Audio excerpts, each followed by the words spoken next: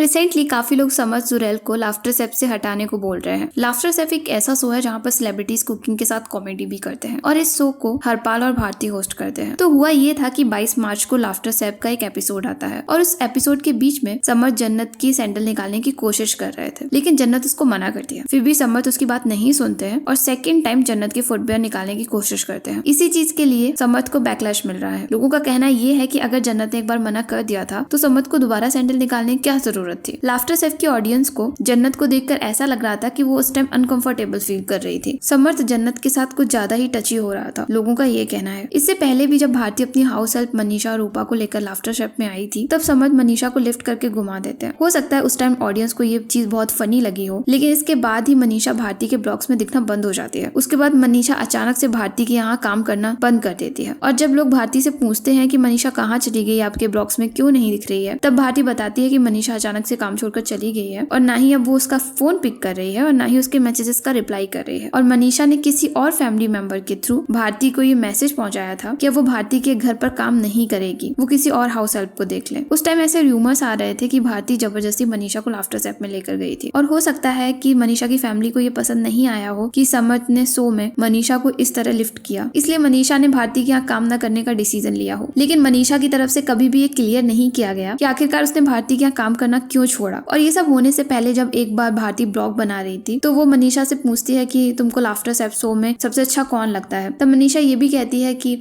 उस शो में मेरा फेवरेट समर्थ नाम है शायद। क्या वो अच्छा लगता है, बहुत अच्छा लगता है चिंटू समर्थ।